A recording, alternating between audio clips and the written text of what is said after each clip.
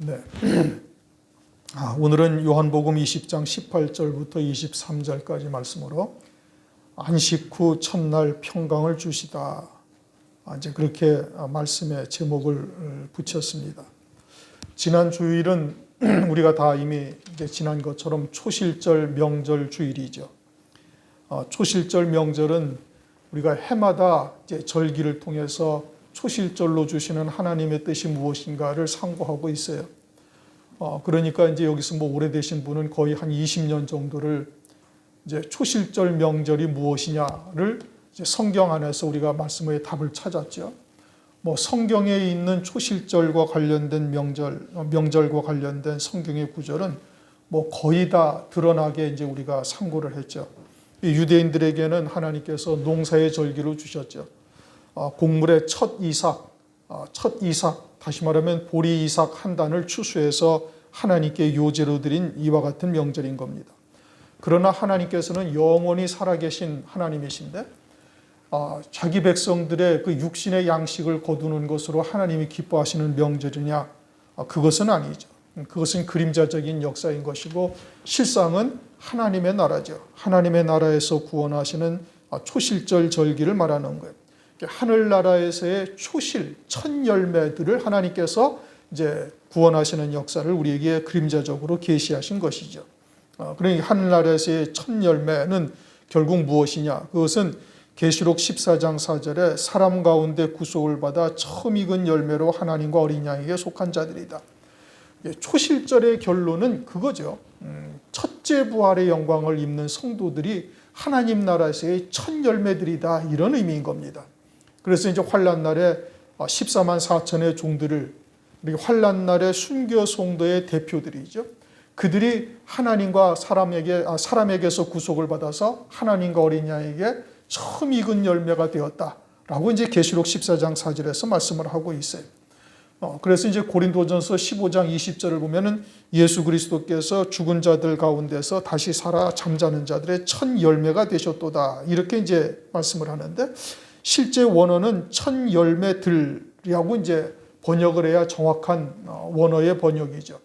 그러니까 첫 열매가 단수가 아니라 첫 열매들이다.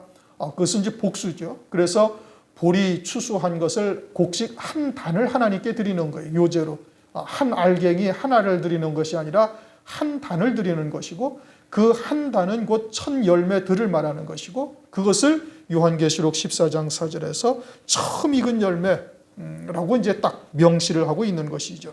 그러니까 그들이 주님의 부활로 말미암아 첫 열매들이 되었다라는 뜻인 겁니다. 주님은 한 분이신데 첫 열매들이 되었다. 그리스도 안에서는 이미 열매들이 확정되었다 이거예요. 뜻이 하늘에서 이루어졌다라는 뜻인 겁니다. 무엇으로 말미암아서? 주님의 부활로 말미암아서 그들은 첫 열매들이 된 거예요. 그래서 이제 주님의 손바닥에 우리의 이름이 새겨져서 주님이 십자가에 피 흘려 죽임당하실 때 우리도 죽은 자가 되고 그리고 주님이 이처럼 부활하실 때 우리도 부활의 첫 열매들이 되었다라는 것을 우리들에게 계시해 주고 있는 겁니다. 그렇게 첫째 부활의 영광을 입은 자들, 첫 열매들이 된 자들, 이들은 그리스도와 함께 왕이 되어서 그리스도의 나라에서 1000년 동안 왕으로서 다스릴 뿐 아니라 세세토록 그 영광을 영원히 누리는 자들이 되어지는 거예요. 그것이 첫 열매들이다 이겁니다. 이제 20년 동안을 상고를 했으니까 이제 이것은 뭐 거의 다 이제 알다시피 하죠. 알다시피가 아니라 다 아는 거죠. 뭐 귀에 딱지가 앉을 정도로 이제 들어와서 성경에서 우리가 초실절의 종국적인 하나님의 구원의 섭리는 무엇이다 라는 것을 다 안다 이겁니다. 그런데 이제 이렇게 아는 것과 우리가 그것을 믿음으로 받아서 믿음의 열매들을 맺는 것은 전혀 다른 것이죠. 그래서 이제 제자들을 통해서 우리에게 교훈하고 계시는 거예요. 이 제자들도 막달라 마리아나 이 제자들도 주님이 예루살렘에서 고난받고 죽임당하시고 사흘 만에 살아나실 것을 제자들에게도 막달라 마리아에게도 이미 말씀을 하셨어요. 그것도 한 번 말씀하신 것이 아니라 여러 차례 말씀을 하셨어요. 여러 차례 말씀을 하셨을 뿐 아니라 성경에도 시편 16편을 보면은 영혼을 음부에 버리지 아니하고 그 육체가 썩음을 당치 아니할 것이다. 다윗의 시편으로 그렇게 말씀을 하셨지만 그것은 다윗을 말하는 것이 아니라 다윗의 자손으로 오실 그리스도를 말씀하시는 것은 누구랑 다 아는 사실이에요. 다윗은 이미 쌍독에 묻혀서 그 시체가 다 썩었죠. 그런데 썩음을 당치 아니하겠다, 영혼을 음부에 버리지 아니하겠다, 그것은 그리스도를 의미하는 것이라는 것은 다 안다 이겁니다. 그러니 성경에도 이미 밝히셨고 주님께서 오셔서 제자들에게도 그와 같이 3일 만에 부활하실 것을 다 말씀을 했어요. 그렇게 제자들이 알아요, 몰라요? 안단 말입니다. 아는데 막상 부활하신 주님이 눈앞에 섰는데 막달라 마리아 앞에 섰는데 막달라 마리아가 그것을 알아보지를 못하는 거예요. 그리고는 주님에게 주님의 시체가 어디 있는지 도리어 묻고 있는 이 이상한 일이 벌어진 겁니다. 왜요? 부활하신 주님이 그 눈에 보이질 아니하는 거예요. 그것은 막달라 마리아가 주님의 부활을 믿고 있지 않았다 이 뜻인 겁니다. 그러면서 찾고 있는 것이 무엇을 찾아요? 예수님의 시체를 찾고 있는 거예요. 그것은 오늘날 우리들의 신앙도 그들과 다를 바가 없다라는 것을 계시해 주고 있는 거예요. 우리들도 예수님이 십자가에서 피 흘려 죽으신 것은 나의 죄로 인함이라는 것을 믿고 있는 거예요. 그것으로 인해서 예수님이 죽었고 우리도 함께 예수와 함께 죽었다라는 것을 믿고 있다 이겁니다. 그래서 죄사함을 받았고 지옥의 사망 권세에서 완전히 벗어난 자가 되어져서 이제는 죄와 사망의 권세에 눌려 살지 않아요. 그것으로 마귀가 우리에게 죄책감을 주고 또 좌절감을 주고 또 우리에게 올무를 씌워서 넘겨뜨린다 할지라도 그것으로 인해서 침체되고 그것으로 인해서 사망 권세 아래서 전전긍긍하고 있지 않다 이겁니다. 그것은 뭐예요? 주님이 우리의 죄를 대속하셨다는 것을 믿고 있다 이겁니다. 믿음으로 받은 거예요. 그렇게 믿음으로 받은 자는 그와 같은 것에 전전긍긍하지 아니하고 죄책감에서 헤매지 아니하고 사망의 권세 아래 눌려 살지 아니하고 떳떳하게 주님 앞에 담대하게 나와서 하나님의 은혜를 찬송하며 믿음으로 살아가고 있는 거예요. 그게 믿음이죠.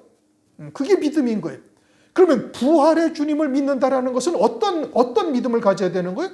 지금 부활의 주님과 하나가 되어져서 그 생명으로 사는 자가 되어져 있어야 되는 거예요. 그러면 죽음이 두렵지 아니한 겁니다.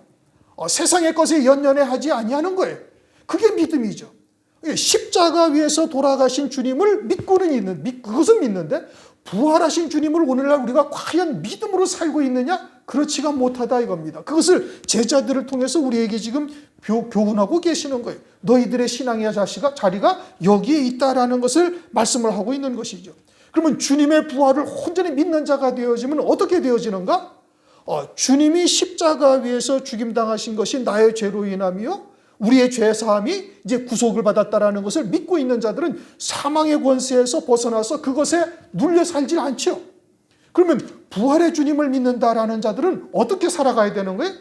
주님이 주시는 이와 같은 평강, 오늘 안식 후 첫날 주시는 평강의 열매가 우리의 삶 가운데 나타날 수가 있어야 되는 거예요.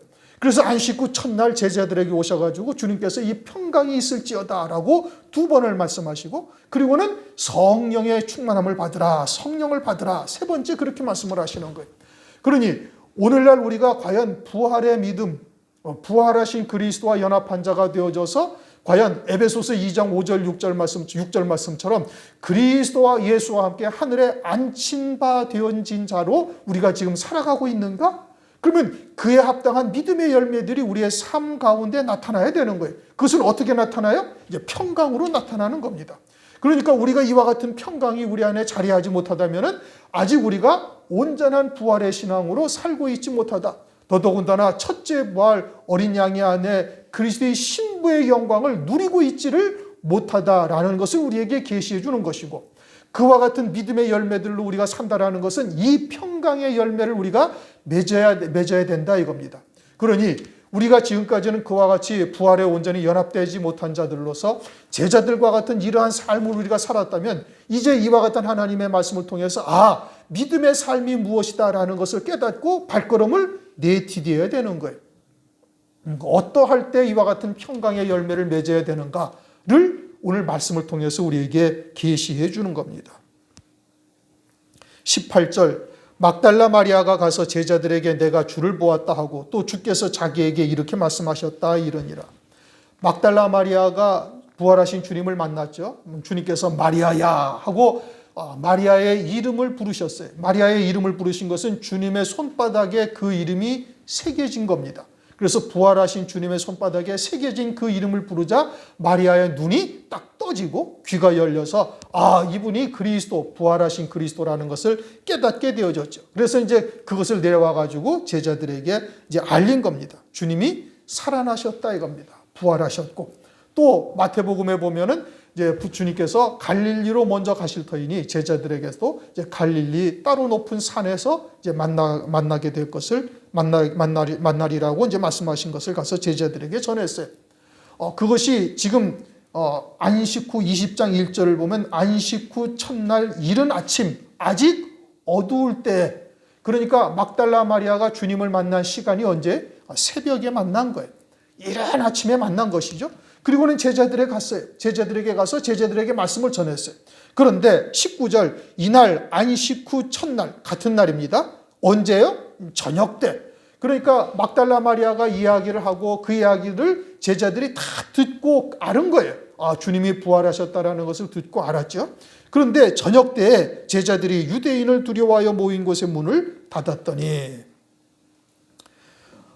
제자들이 두려워서 문을 닫았다 이겁니다. 단순히 문을 닫았다라는 것이 아니라 문을 닫고 걸어 잠궜다 이 뜻이에요. 왜요? 두려워서. 예수님을 죽인 유대인들이 이제 자기들도, 예수님의 제자인 자기들도 이제는 잡아다가 죽일 것이 뻔한 일이니까 그 죽일 권세가 두려워서 문을 닫아 걸고 잠근 거예요. 그러니까 저녁 때라고 말씀하시는 것은 제자들의 영적인 상태가 어둠에 휩싸여 있다, 어둠의 권세에 눌려 위축되어 있다, 이런 의미죠. 그래서 이제 유대인들이 자신들도 잡아가지고 가두고, 그리고 이제 죽일 것이 두려워가지고 이와 같이 이제 문을 닫아 걸었다 이 뜻인 겁니다. 이제 반전되는 것이 후에 나오죠. 사도행전 12장을 보면 우리가 이제 알았던, 이제 이미 다 아는 바이지만, 사도행전 12장을 보면은 헤롯 왕이 야고보를, 선지자를 순교시켜 죽여요. 그리고선 베드로도 잡아 가둬요. 그래서 베드로도 이제 그 날짜가 지나고 나면은 이제 베드로도 죽이려고 이제 잡아 가뒀죠. 착고에 채워가지고 지하 감옥에 갇혔는데 베드로가 거기서 어떻게 하고 있어요? 아주 깊은 잠에 들어간 겁니다. 두려움이 완전히 사라진 거예요. 그러니까 성령이 임하기 전까지는 지금 이와 같이 베드로가 두려워가지고 문을 닫아 걸고 위축되어가지고 이러고 있었는데, 이제 훗날 성령을 받고 난 뒤에는 이제 예수 그리스도의 이름을 증거하는 일에 자기의 육신의 목숨을 버리기까지도 마다하지 아니하고 기꺼이 그것도 감당하는 자로 바뀌어진 사실을 우리가 알 수가 있죠. 우선 지금 어때요? 이제 성령이 임하기 전이요. 지금은 아직 부활하신 주님에 대한 온전한 믿음이 없으니까 두려워가지고 닫아 걸었다. 예수께서 오사 가운데 서서 가라사대 너희에게 평강이 있을지어다 이 말씀을 하시고 손과 옆구리를 보이시니 제자들이 주를 보고 기뻐하더라. 문을 다 걸어 잠근 거예요. 그런데 주님께서 어떻게 호련히 방 가운데, 제자들 가운데 딱 서서 나타나셔서 딱 서 계셨다 이겁니다. 주님의 부활하신 몸은 신령한 몸이죠. 이 우주 안에 있는 물질에 속한 몸이 아니다 이겁니다. 신령한 영체죠. 하나님 나라에 속한 몸이에요. 그러니 하나님의 나라에 속한 몸은 시공간의 제약을 받지 아니하시는 겁니다. 시간의 제약을 받지 아니해요. 그건 영원한 현재죠. 우리는 어제, 오늘, 내일이라는 이 역사적인 시간대를 지나면서 살아가고 있는데, 하나님의 나라는 영원한 현재이기 때문에 그 시간의 제약을 받지 아니하고 공간의 제약을 받지 아니하는 겁니다. 그러니 이 세상에 어떤 것도 장애물이 될 수가 없어요. 그러면서 주님께서 손과 옆구리를 보이시면서 너희에게 평강이 있을지어다. 초실절날 당일 저녁에 제자들이 두려워가지고 문을 꽁꽁 닫아 걸고 있고 있는 그 방 안에 아주 호연히 나타나셔가지고 하시는 첫 마디가 뭐예요? 너희에게 평강이 있을지어다. 그러면서 어디를 보여주셨어요? 손과 옆구리를 보여주셨어요. 손과 옆구리는, 손에는 못자국이 나 있는 손이요, 옆구리는 병사가 창으로 찌른 창자국이 그대로 있는 것이에요. 그러니까 이분이 십자가 위에서 죽임당하셨던 주님이시다라는 것을 확증하는 겁니다. 제자들의 눈에 이제 부활하신 주님으로 나타나신 것이죠. 그러니 이제는 죽이는 자들의 죽이는 권세가 아무 소용이 없다라는 것을 제자들에게 확인하게 해주는 거예요. 주님이 다시 부활하셨음을 확신하게 되는 것이고, 그와 같은 주님을 만나게 되어지니 죽이는 자들에 의한 두려움이 사라지고 평강이 자리하게 되어지는 거예요. 죽이는 자들의 사망의 권세를 주님께서 깨뜨리시고 다시 살아나셨다 이겁니다. 제자들이 지금 두려워서 문을 꼭꼭 닫아 걸고 잠갔는데 이제는 두려워하지 아니하게 되어지는 거예요. 평강이지요. 오늘의 우리에게도 주님께서는 동일하게 말씀하시는 겁니다. 너희에게 평강이 있을지어다. 그러므로 우리도 이 말씀을 듣고 믿는 자가 되어야 되는 거예요. 초실절 명절을 믿음으로 받은 우리라면 당연히 이와 같은 평강의 열매가 맺혀져야 된다 이겁니다. 우리를 죽이는 자들의 죽이는 권세가 아무 소용이 없는 것이 우리의 육체를 그들은 그와 같이 죽일 수 있을지는 모르지만 우리의 영은 그리스도 안에서 이미 살리심을 받은 자요 첫 열매들로 주님의 손바닥에 우리의 이름이 기록되어져 있으니 죽이는 자들의 죽이는 권세가 다 헛것이다 이겁니다. 그러므로 오늘날 우리가 신앙생활을 해나가는 데 있어서 우리가 살아가는 길에 여러 가지의 어려움, 고난 이와 같은 것들이 우리에게 다가올 수가 있어요. 그러나 초실절 명절을 통해서 부활하신 주님과 하나가 되어진 자가 되어졌다면 이와 같은 것에 연연해하지 아니할 수가 있다 이겁니다. 장차 환난 날에는 이제는 적그리스도와 또 배도한 교회들에 의해서 극심한 고통, 핍박을 겪다가 결국에는 죽임당하는 이와 같은 일이 있게 되어지는데 이때 이와 같은 믿음으로만 이길 수가 있다 이겁니다. 이 평강이 무엇을 의미하는가? 유대인과 군병들이 예수님을 십자가에 못 박아 죽였지만 다시 살아나신 것을 믿는 평강이에요. 부활의 권세와 부활의 능력으로 인한 평강이다 이겁니다. 죽이는 자의 죽이는 권세가 아무 소용이 없게 된 것이죠. 부활의 첫 열매인 그리스도와 함께 첫 열매들이 된 자들에게는 이와 같은 평강이 임하게 되어지고 제자들도 역시 유대인들을 두려워하지 않게 된 겁니다. 설령 유대인들이 자신을 잡아다가 죽인다고 할지라도 주님과 함께 다시 살아난 자가 이미 되었으니 평강이죠. 사도행전 12장에 베드로가 그와 같은 평강이요 그와 같은 안식을 하고 있음을 우리에게 계시하고 있는 겁니다. 이것은 머리로 이해한다고 되는 일이 아닌 겁니다. 우리에게 이와 같은 하나님의 말씀에 대한 확고한 믿음이 있어야 되는 것이고 그 말씀이 내게 생명이 되어야 되는 거예요. 그 말씀이 내게 생명이 되었다라는 것은 그 말씀이 내게 가장 우선되어야 되는 것이죠. 내 목숨과도 같은 것이죠. 그 말씀이 생명이 되어지면은 이와 같은 믿음의 열매들이 우리의 삶 가운데 나타나게 되어지는 겁니다. 우리는 일생 동안 마귀의 사망 권세 아래 종노릇하며 살아왔던 것이죠. 그러나 예수 그리스도께서 부활하심으로 믿는 우리에게 이러한 평강이 자리하게 되어지는 겁니다. 평강과 평화는 전혀 다른 것이죠. 평화라는 것은 강한 자가 주변의 모든 대적하는 자들과 싸워서 이기고 누리는 것이 평화예요.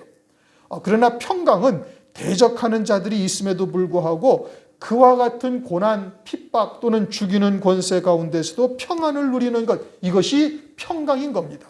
그러니 너희에게 평강이 있을지어다 라고 말씀하시는 이유는 장차 환난날 또는 우리가 은혜 시대에도 역시 마찬가지로 이와 같이 대적하고 핍박하고 결국에는 죽이는 역사가 장차 있을 것을 말씀하는 것이고 그 가운데서도 이와 같이 부활하신 권세와 능력 안으로 들어온 자들이 되어진다면 그들에게는 이러한 평강이 있을 것을 말씀하고 있는 겁니다. 이것은 오직 믿음으로만 되는 일인 겁니다. 그러므로 우리가 주님에게 부활에 붙잡힌 자, 붙들린 자 되어졌는가? 주님의 부활에 하나가 되어진 자가 되었는가? 그렇다면 우리에겐 더 이상 죽음이라는 것이 있지 아니한 것이죠. 그래서 요한복음 11장 25절 나는 부활이요 생명이니 나를 믿는 자는 죽어도 살겠고 무릇 살아서 나를 믿는 자는 영원히 죽지 아니하리라고 말씀하고 있는 거예요. 죽은 자가 그리스도를 믿게 되어지면 부활의 생명으로 사는 자가 되어지고 그 산자로서 믿음으로 살게 되어지면 영원히 죽지 아니하는 거예요. 그렇다고 육체가 죽지 아니한다 이런 의미는 아닌 겁니다. 그러면 육체의 죽음은 뭐냐? 그것은 우리로 하여금 첫째 부활의 영광에 이르도록 인도하시는 거기에 합당한 은혜를 베푸시기 위해서 지나가는 과정인 것이지 그것은 죽음이 아니다 이겁니다. 오히려 버릴 권세로 버리는 역사를 우리들에게 허락하신 것이죠. 부활하신 주님에게 붙어있는 자는 다시는 죽을 일이 없다. 성경은 우리에게 그렇게 말씀하시는 겁니다. 그리고는 제자들이 이제 이와 같은 평강을 누리는 자가 되어져서 부활의 권세와 능력을 믿음으로 이러한 평강 안에 있는 자가 되어진 것이죠. 오늘날 우리들이 이와 같은 평안을 누릴 수 있는가? 이것이 평강을 누리는 자가 되어져야 부활의 믿음으로 연합한 자가 되었다라는 표징인 겁니다. 사도행전 7장을 보면은 스데반 집사가 유대인들에게 설교를 하죠. 스데반 집사가 설교를 하고 제일 마지막에 돌에 맞아 죽었는데 그때 사도행전 7장 60절에 말씀하시기를 이 말을 하고 자니라, 죽었다고 표현하지를 않습니다. 스데반 집사는 이미 하늘의 영광 가운데 성령의 충만함을 입고 하늘의 영광 가운데 사는 자가 되어져서 이 유대인들이 돌로 치는 이와 같은 죽이는 역사가 자신을 그와 같은 하나님 보좌 우편 영광 중으로 인도하시는 역사라는 것을 깨닫고 있는 것. 그러니 믿음으로 살고 있는 것이죠. 그러니 이 말을 하고 자니라. 스데반 집사는 순교하는 것을 죽는 것이 아니라 잔다라고 말씀하고 있는 겁니다.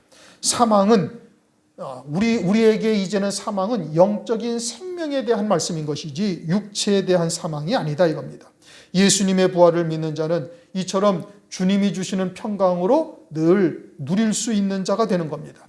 마귀의 괴계, 마귀의 사망의 권세에 휘둘리지 아니하고 그와 같은 것에 위축되지 아니하며 도리어 그와 같은 것이 우리로 더 큰 영광에 이르게 하시는 하나님의 역사라는 것을 깨닫고 이기는 자가 되는 것이죠. 주님께서 평강이 너희에게 있을지어다 라는 의미는 악한 자의 역사가 우리에게 계속 준동하게 되어질 것을 말씀하고 있는 것이고 종국에는 죽이는 자리에까지 내어줌이 될 것을 말씀하고 있는 거예요. 그럼에도 불구하고 우리가 이와 같은 부활의 권세와 능력을 믿음으로 하나가 되어져 있다면 평강을 누릴 수 있음을 말씀하고 있는 겁니다. 21절 예수께서 또 가라사대 너희에게 평강이 있을지어다 아버지께서 나를 보내신 것 같이 나도 너희를 보내노라. 제자들에게 이제 두 번째 평강을 말씀하십니다. 그리고 하시는 말씀이 아버지께서 나를 보내신 것 같이 나도 너희를 보내노라고 말씀하고 있어요. 즉 부활하신 주님을 믿는 믿음으로 부활의 권세와 부활의 능력으로 평강을 누리는 자가 되어지면 주님께서 어떻게 한다고요? 아버지께서 나를 보내신 것 같이 나도 너희를 보낸다라고 말씀하고 있는 거예요. 성자 하나님께서는 아버지께서 이 땅에 보내심을 받았죠. 이 땅에 오셔서 자기 백성들에게 오셨는데 편안하고 무슨 접대를 받는 존귀를 누리는 이와 같은 자리에 계신 것이 아니라 이 땅에 오셔서 아버지의 나라를 증거함에 있어서 항상 핍박과 조롱과 멸시를 당했어요. 그러다가 결국은 죽임을 당하신 것이죠. 그런데 그와 같이 핍박당하고 멸시당하고 조롱당하며 이와 같은 삶을 사시는데 그럼에도 불구하고 주님은 늘 평강이요 오히려 기뻐하셨다라고 성경은 말씀하고 있는 겁니다. 로마서 8장 3절 4절 율법이 육신으로 말미암아 연약하여 할 수 없는 그것을 하나님은 하시나니 곧 죄를 인하여 자기 아들을 죄 있는 육신의 모양으로 보내어 육신의 모양으로 보냈다 이겁니다. 육신으로 보냈다는 것이 아니라 육신의 모양으로 이 땅에 보내셔서 하나님의 백성들에게 주님이 이 땅에 오셨는데 그런데 이 육신으로 오신 주님을 육신의 모양으로 오신 주님을 이스라엘 백성들은 어떻게 했어요? 늘 멸시를 주고 또 외면하고 조롱하고 핍박을 한 것이죠. 그래서 주님이 이 땅에 오셔가지고 사시는 공생애 동안이 항상 이와 같은 고난, 고통이셨어요. 행하시는 역사는 하나님의 나라를 증거하시고 그리고 귀신 들린 자를 고치고 병든 자를 치료하셨는데 그럼에도 불구하고 날 때부터 소경된 자 또는 죽은 자를 살리시는 하나님이 아니시고는 할 수 없는 이와 같은 이적과 표적을 보이셨음에도 당시 유대 지도자들은 주님을 따르기는커녕 비방하고 대적하고 주님을 죽이려고 혈안이 되었죠. 그러니 주님의 생애는 그냥 고난과 박해의 삶이셨던 겁니다.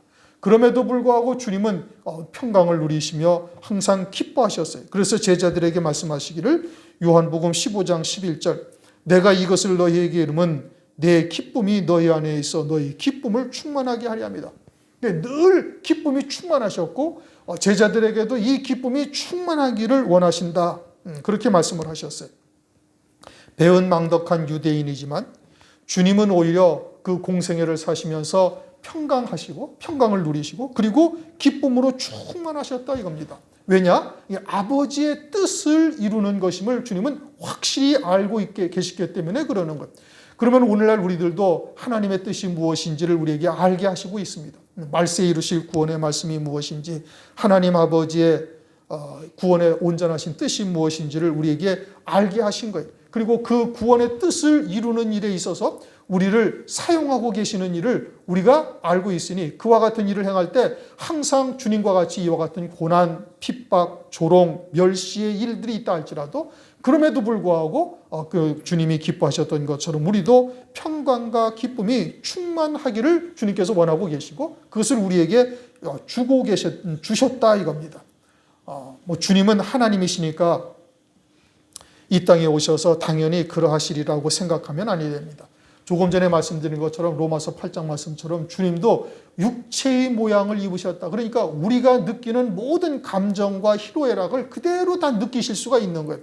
그러니 멸시당하고 수치를 당할 때는 참 몸둘 바를 모르실 것이고 때로는 또 눈물을 흘리기도 하시고 때로는 그와 같은 여러 가지의 고통, 고난을 다 아시고 있으니 그런 고통을 다 겪으셨다 이겁니다.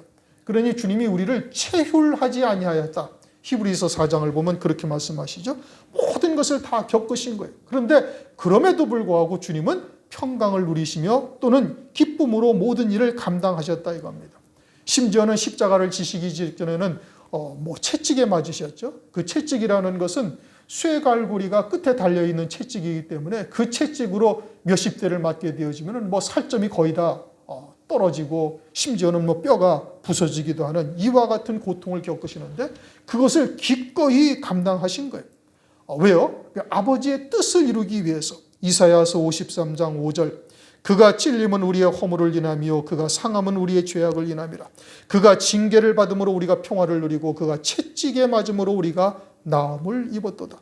그러한 아버지의 뜻을 이루기 위해서 기꺼이 감당하시되 그것도 기쁨으로 감당을 하시는 거예요. 그냥 마지못해서 어거지로 감당하시는 것이 아니라 기꺼이 아버지의 뜻을 이루기 위해서 감당하셨고 그에 더해서 3시간 동안 우리의 대신 우리가 가야 할 지옥의 형벌을 주님께서 대신 그 형벌을 받으신 것이죠.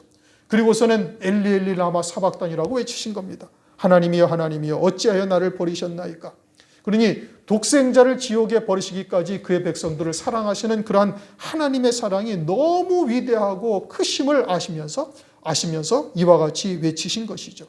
그 모든 일을 감당하시는 데 있어서 오히려 평강을 넘어 기쁨으로 감당하셨음을 성경을 통해서 우리에게 말씀하고 있고 우리도 이와 같은 주님이 주시는 평강과 기쁨을 우리에게도 주님께서 주셨으니 이제 믿음으로 받고 나아가면 되는 거예요. 주님도 우리를 아버지께서 나를 보내신 것 같이 나도 너희를 보내노라. 우리의 길이 주님이 걸어가신 길과 같다 이겁니다. 그리고 주님께서는 우리에게도 이와 같은 평강과 기쁨을 이미 주신 거예요. 그러니까 믿음으로 받아서 누리면 되는 겁니다. 마태복음 10장 16절 보라 내가 너희를 보냄이 양을 이리 가운데 보냄과 같도다. 우리가 걸어가는 길이 마치 새끼 양을 이리들이 득실거리는 곳에 보내신 것과 같다 이겁니다. 주님이 오셔서 자기 백성들에게 오셔서 행하신 모든 공생의 사역도 똑같은 것이에요. 그러니 주님이 걸어가신 그 길을 우리도 그대로 걸어갈 것인데 주님께서 누리셨던 이 평강과 기쁨을 우리에게 주셨으니 우리가 그와 같이 부활하신 주님의 믿음으로 연합한 자가 되어지면 우리에게도 이와 같은 평강과 기쁨을 주님께서 주신다 이겁니다. 믿음으로 하나 된 자가 되어졌다면 이와 같은 평강과 기쁨을 누려야 될 것을 말씀하고 있는 거예요. 우리가 믿음으로 하나가 되어졌다면 그 믿음의 열매가 이러한 평강으로 나타난다 이 뜻인 겁니다. 그러면 아직은 우리가 그와 같은 평강에 온전히 누리고 있지 못하다면 이제부터라도 믿음으로 받아서 누리면 되는 거예요. 하나님의 말씀을 의지해서 이와 같은 요한복음 20장의 말씀 주님께서 부활하신 후 제자들에게 이 평강을 주셨다라는 말씀을 믿음으로 그 말씀대로 우리에게 평강이 임하실 것을 깨닫고 믿음으로 받으면 그러한 평강이 우리 안에 자리하게 되어지고 또 주님은 이와 같은 공생의 기간 동안 늘 핍박과 고통과 수치였지만 그 가운데서도 기쁨으로 그 일을 감당하셨음을 깨닫고 그 기쁨을 우리에게 주셨으니 우리도 그 기쁨으로 하나가 되어져서 나아가면 되는 거예요. 그것이 부활의 연합한 자가 되어져서 나타나는 믿음의 열매다 이겁니다. 오늘날 우리들에게 하나님께서 진리의 말씀을 증거하도록 우리에게 은혜를 베풀어 주신 것이죠. 먼저 깨닫고 그와 같은 믿음 안에서 우리가 생명이 되어져서 열매 맺는 삶이 될 것을 주님께서는 원하고 계시고, 그러한 믿음의 열매 맺는 자가 되어지면은 이제 우리를 양을 이리 가운데 보낸 것 같이 우리를 보내시는 거예요. 마치 주님이 이 땅에 보내심을 받은 것처럼 우리도 보내심을 받는 것이고, 그 보내심을 받는 자들에게는 이와 같은 평강을 하나님께서 우리에게 주셨으니 믿음으로 받고 누릴 수 있는 자가 되어지면 되는 겁니다. 첫 번째 평강은 죽이는 권세가 이제는 우리에게는 아무 소용이 없다 이겁니다. 그러니까 그런 것을 두려워할 필요가 전혀 없는 것이고, 그 다음에는 우리가 주님께서 이 땅에 보내셨을 때 우리가 보냄받은 자들로서 걸어가는 길은 마치 양을 이리 가운데 보냄되어져서 핍박과 조롱과 죽이는 역사, 찢어 죽이는 역사가 무수히 있을 것이나, 그러나 그것은 오히려 우리에게 상급과 영광을 더하시는 것이요 주님께서 우리에게 주신 평강과 기쁨이 우리 안에 있으니 그것으로 능히 이기는 자가 되어질 것을 말씀하고 있는 거예요. 그러면서 이제 하시는 말씀이 22절입니다. 이 말씀을 하시고 저희를 향하사 숨을 내쉬며 가라사대 성령을 받으라. 숨은 하나님의 영이죠. 바람, 숨, 이거는 영 같은 의미인 겁니다. 그러니까 숨을 내셨다, 이게 성령을 받으라 하시면서 성령을 그리스도를 믿는 자들에게 부어주시는 것이죠. 예수님께서 부활하신 후 40여일 동안 제자들에게 보이셨죠. 그리고서는 하늘로 올라가신 후 열흘 후에 다시 말하면 50일째 되는 날, 그것을 이제 사도행전 2장 1절에 오순절 명절이라고 말씀하고 있어요. 오순절 명절날 성령을 부어주신 겁니다. 성령을 부어주시니 제자들이 비로소 평강을 누리면서 기쁨으로 주의 일을 감당하게 되어지는 거예요. 조금 전에 말씀드린 것처럼 사도행전 12장도 그렇죠. 사도행전 5장 41절도 보면은 그리스도로 인하여 유대인들에게 핍박과 고통을 당하는 것을 기쁘게 여기면서 오히려 공회 앞을 떠났다. 사도들이 그렇게 했다고 말씀하고 있어요. 그러니 그와 같이 성령의 충만함을 입은 사도들을 통해서 이처럼 평강과 기쁨이 자리하고 있음을 말씀하고 있는 것이죠. 주님도 이 땅에 공생애를 시작하기 전 세례 요한에게 세례를 받으실 때 성령이 비둘기처럼 임하십니다. 그리고는 그 공생애 기간 동안 오직 성령으로만 사셨어요. 누가복음 10장 21절, 이때 예수께서 성령으로 기뻐하사, 그러니까 주님은 오직 성령으로만 사셨고 십자가 위에서 죽임당하시는 순간까지도 성령으로 사셨어요. 히브리서 9장 14절, 하물며 영원하신 성령으로 말미암아 흠없는 자기를 하나님께 드린 그리스도의 피가, 그러니까 십자가 위에서 고난당하시는 그 과정도 성령으로만 감당하셨고 부활도 성령으로만 하셨어요. 로마서 8장 11절, 예수 그리스도를 죽은 자 가운데서 살리신 이의 영이 성령으로 부활케 하셨죠. 하나님의 권능으로 부활하셨지만 성령으로 부활하셨다 이겁니다. 그러니 주님께서 이 땅에서 공생애를 사실 때부터 성령으로 부활하시기까지 오직 성령으로만 사셨어요.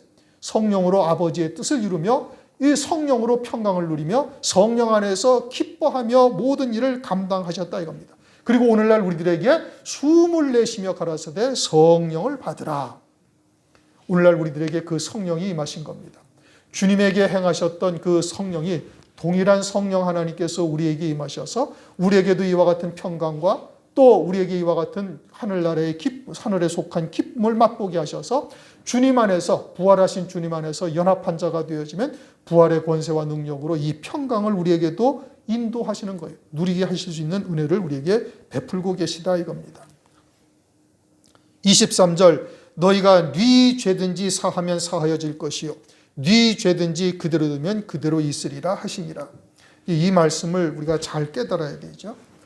캐톨릭에서는 이러한 말씀을 가지고서 신부나 사제들이 고해성사라는 것을 받고 죄를 그렇게 고백하게 되어지면은 사제들이 네 죄 사함을 받았느니라 라고 이제 소화해주고 있어요. 그러면 이 말씀이 그렇게 목사나 사제들이 이렇게 죄를 사하는 권세가 그들에게 부여되었다라는 뜻이냐? 그런 말씀이 전혀 아닙니다. 예레미야 17장 1절 유다의 죄는 금강석 끝 철필로 기록되되 그들의 마음판과 그들의 단뿔에 새겨졌다. 그렇게 말씀하셔요. 우리가 이 땅에서 마음으로 지은 죄 또는 행함으로 지은 죄 또는 말로 행한 죄들은 어디에 그 죄가 새겨지냐면 하나님 나라 성전의 단뿔에 새겨지는 거예요. 그래서 이제 구약의 성막을 보면은 거기에 번제단이 있죠. 짐승의 피를 번제단 뿔에 뿌리잖아요. 번제단 뿔에 뿌리는 것은 하늘나라의 성소에 우리의 죄가 그 번제단 뿔에 새겨져 있다라는 뜻인 겁니다. 그럼 하나님 나라의 성소에 있는 번제단 뿔에 새겨진 우리의 죄는 사람이 사한다고 사해 줄 수가 있어요? 아니요. 그건 하나님만이 죄를 사하시는 권세가 있는 겁니다. 하나님만이 죄를 사하시는 거예요. 그래서 시편 130편 4절 그 사유하심이 주께 있으면 주를 경외케 하심이니이다. 사유하다, 죄를 사하시는 권세는 오직 하나님께만 있는 거예요. 그래서 마태복음 9장을 보면은 한 중풍병자가 주님에게로 오죠. 그러자 주님께서 중풍병자에게 하시는 말씀이 네 죄 사함을 받았느니라 이렇게 말씀을 하셔요. 그러자 유대인들이 생각하기를 참으로 이거는 참남한 자로다. 이 참남하다라는 것은 이게 사람으로서 지가 하나님처럼 죄를 사하고 있다 이 뜻인 겁니다. 사람이 되어져서 하나님이 됐다고 지가 하나님처럼 죄를 사하고 있다니 이런 망발이 어디 있느냐 이런 뜻이에요. 그래서 참남하다 이겁니다. 그러니까 유대인들은 이 죄는 하나님만이 사하실 수밖에 없다. 죄 사함의 권세는 오직 하나님에게만 있다라는 것을 알고 있어서 참남하다라고 말하고 있는 거예요. 그러나 예수님은 누구예요? 하나님이시죠. 그러니 당연히 죄를 사할 권세가 있고 그 중풍병자에게 네 죄 사함을 받았느니라. 죄 사함의 권세는 누구에게만 있어요? 하나님에게만 있는 거예요. 그러면 이 말씀이 무엇을 의미하는 것이냐 이 뜻인 겁니다. 지금 주님께서 어떻게 하신다고 그랬어요? 아버지께서 나를 보내신 것 같이 나도 너희를 보낸다. 그러면 제자들을 보내서 제자들이 하는 일이 뭐예요? 복음과 진리의 말씀을 증거하는 겁니다. 하나님의 구원의 뜻이 무엇인지 말씀을 통해서 깨닫고 그와 같은 하나님의 말씀을 증거하는 일을 하는 거예요. 그것을 고린도후서 5장 17절 이하에는 화목해 하는 직책을 우리에게 주셨다. 그리스도의 사신이 되어 복음과 진리의 말씀을 증거함으로 화목하게 하는 직분을 우리에게 맡기신 거예요. 고린도후서 5장 18절 모든 것이 하나님께로 났나니 저가 그리스도로 말미암아 우리를 자기와 화목하게 하시고 또 우리에게 화목하게 하는 직책을 주셨으니 이는 하나님께서 그리스도 안에 계시사 세상을 자기와 화목하게 하시며 저희의 죄를 저희에게 돌리지 아니하시고 화목하게 하는 말씀을 우리에게 부탁하셨느니라. 그러니 성령이 우리 안에 임하셔서 성령이 내주하시며 하나님의 뜻이 무엇인지를 깨닫게 하시고 우리를 산자가 되게 하시고 그리고 하나님의 택하신 자들에게 복음과 진리의 말씀을 증거해서 그들로 산자가 되게 하면은 그러면은 그들이 하나님과의 화목한 자리가 되는 것이죠. 죄 사함을 받게 된다 이겁니다. 그러니 성령으로 우리가 하나님의 말씀을 증거하게 되어지면 죄인 되었던 그의 백성들이 죄 사함을 받게 되어지고 하나님과 화목한 관계가 되어지는 거예요. 그와 같이 우리가 복음과 진리의 말씀을 증거할 때 그들의 죄가 사함을 받고 하나님과 화목한 관계가 된다라는 것을 말씀하고 있는 것이지 우리에게 사람에게 죄 사함의 권세를 주셨다라는 뜻이 아닌 겁니다. 지금 위의 말씀이 뭐라고 그랬어요? 21절 아버지께서 나를 보내신 것 같이 나도 너희를 보낸다 이거예요. 그리고 성령을 받아라. 그래서 성령이 우리에게 임하셔서 부활의 권세와 능력으로 하나가 되어져서 성령이 우리에게 임하게 되어지면은 이제 우리가 온전히 하나로 산 자가 되어지고 이제 주의 말씀을 갖다가 증거하는 자가 되어지니 주의 말씀을 증거하게 되어지면 그들이 어떻게 되는 거예요? 하나님으로부터 죄 사함을 받고 하나님과 화목한 관계가 되어질 것을 말씀을 하고 있는 것이죠. 환난 날에는 요한계시록에서는 이제 7영이라고 말씀하십니다. 이제 성령을 받으라. 은혜 시대에는 성령을 받으면 충만하죠. 두 번의 성령의 충만함으로 은혜 시대는 넉넉히 신앙생활을 이어나갈 수가 있어요. 영생의 열매를 맺을 수가 있죠. 두 번의 충만함을 받는다는 것은 믿음의 충만 그리고 성령의 충만인 겁니다. 믿음의 충만은 오직 예수로만 충만한 거예요. 예수로만 충만하니 하늘에 앉힌 바가 되어진 것이죠. 그리고는 성령의 충만함을 입으니 하늘에 속한 자가 되어져서 하나님의 구원의 섭리를 깨닫고 그와 같은 하나님의 뜻을 쫓아 믿음으로 열매를 맺어 살아가는 거예요. 은혜 시대는 그것으로 충만해요. 그러나 환난 날이 되어지면은 이제 그것으로는 적그리스도의 환난을 능히 이길 수가 없으니 요한계시록에서는 7영이라고 말씀을 하시는 겁니다. 그 7영도 결국은 주님께서 우리에게 부어주시는 것이고 7영으로 충만함을 입은 자들이 이제 환난 날에 사역을 감당하게 되어지고 7영으로 충만함을 입은 자들이 순교를 통해서 그와 같은 그리스도의 신부로 세워지게 되어지는 것이죠. 그러므로 우리가 성령의 충만함을 늘 구해야 할 것이고 성령의 충만함을 통해서 우리가 하나님의 뜻이 무엇인지를 깨달았다면 믿음의 발걸음을 내디디는 자가 되어야 되는 겁니다. 그게 믿음이에요. 그렇지 않으면 그냥 머리로 아는 것으로 끝나는 겁니다. 지금 지난 시간부터 우리가 상고한 것이 뭐예요? 부활하셨다 이겁니다. 다 알아요. 초실절이 무엇을 의미하는지를 다 알아요. 이제는 성경에서 더 이상 찾을래야 찾아볼 수 없을 정도로 초실절에 관련된 모든 성경의 구절은 다 찾아봤어요. 그래서 주님이 부활하셨다는 것을 아는데 아는 것과 믿는 것은 다르다 이겁니다. 믿음은 어떻게 되느냐? 믿음은 부활의 하나가 되어진 거예요. 그 부활의 하나가 되어진 자로서 나타나는 것은 뭐예요? 평강으로 나타나는 거예요. 죽이는 자들의 권세를 두려워하지 아니하는 평강이 반드시 있어야 믿음으로 부활하신 주님과 연합했다는 것이고, 그리고는 그와 같은 부활의 주님과 연합한 자에게는 하나님께서 자기 백성들에게 보내시는 겁니다. 무엇을 위해서? 복음과 진리의 말씀을 증거하게 하기 위해서. 그러나 그와 같은 복음과 진리의 말씀을 증거하는 일은 편안하고 안락한 길이 절대 아니다 이겁니다. 또 그와 같이 산자로 세워지는 과정도 또한 마찬가지예요. 광야 40년과 같은 길을 우리에게 걷게 하시는 겁니다. 왜요? 가나안 땅에 이르게 하기 위해서. 그러니 그와 같은 마귀의 죽이는 권세나 또는 여러 가지의 대적자들, 해방하는 자들이 핍박, 조롱 또는 고통을 겪게 하는 가운데서도 오히려 기쁨으로 그것을 감당할 수 있는 자가 되어져야 부활에 연합한 자요 믿음으로 하나가 되어진 자인 거예요. 그게 생명이 되어진 겁니다. 그러한 열매가 우리의 삶 가운데 나타나게 되어질 때 이제 마지막 때에 7영으로 우리에게 충만케 하셔서 살리는 역사를 또한 감당할 수 있게 하신다, 이런 뜻인 겁니다. 이 말씀이 지금 당시의 제자들에게 하시는 말씀이 아니고 오늘날 초실절을 맞이한 그의 백성들에게 오늘날 이 말세에 주시는 말씀이에요. 우리가 과연 이와 같은 평강을 누리고 있었는가? 못 누리었죠. 마귀의 종노릇 하며 살았던 것이 부지기수다 이겁니다. 그렇다면 이제부터는 다시 신앙의 결단을 하고 그 어떠한 마귀의 죽이는 권세 또는 고통, 핍박 또는 환난으로 우리에게 다가온다 할지라도 그 가운데서 이미 첫 열매들로 우리를 그 손바닥에 새기진 자들로 우리에게 말씀을 하셨으니 믿음으로 받고 이기는 자가 되어져야 된다, 이 뜻인 겁니다. 오늘부터라도 다시 우리가 신앙의 결단을 하며 이제 이기는 자가 되어져서 그러한 평강의 열매가 우리의 삶 가운데 나타나야 될 것이고, 그러한 평강의 열매가 우리의 삶 가운데 나타나는 자가 되어지면은 하나님께서 복음과 진리의 말씀을 증거하는 자들로 보내시는 거예요.